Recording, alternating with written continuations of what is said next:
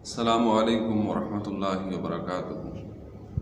آج سوال ہے ہمارا کہ خصی جانور کی قربانی کا کیا حکم ہے۔ حضرت جابر رضی اللہ تعالیٰ عنہ کہتے ہیں، سنن نبی داؤد کی حدیث بھی ہے، مسند احمد کی بھی صحیح حدیث ہے، وہ فرماتے ہیں کہ نبی علیہ الصلاۃ والسلام نے حکم دیا کہ 2 جانور لائے جائیں۔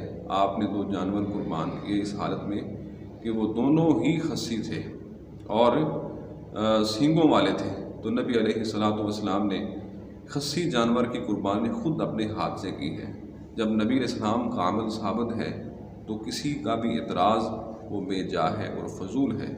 تو اس طرح کی باتیں کرنا، اور بعض لوگوں کی طرف سے یہ باتیں سامنے آتی ہیں کہ وہ خصی جانور کی قربانی کو عیب میں شامل کرتے ہیں۔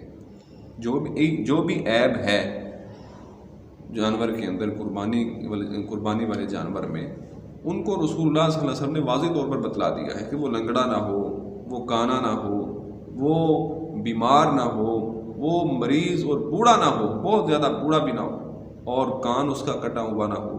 یہ جو عیب تھے وہ نبی علیہ السلام نے بتلا دیے ہیں۔ تو اب کون اعتراض کر سکتا ہے کہ یہ خصی والا جانور بھی عیب دار ہے؟ یہ عیب دار نہیں ہے۔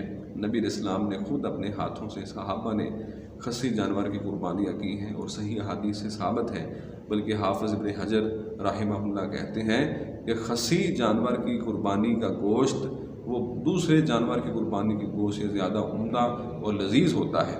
یہ ایک الگ بات ہے، لیکن جب نبی علیہ السلام کا عمل ثابت ہے تو ہمیں پوری دنیا بھی جو کچھ بھی کہے اس کی کوئی پرواہ نہیں ہے۔ جب نبی علیہ السلام کا عمل اور سنت کے ساتھ جب یہ طریقہ ہمارے پاس موجود ہے صحیح حدیث سے، تو ہمیں کسی کی پرواہ نہیں کرنی چاہیے، اور نہ ایسے جانور کو ہمیں عیب والے جانوروں میں شامل کرنا چاہیے۔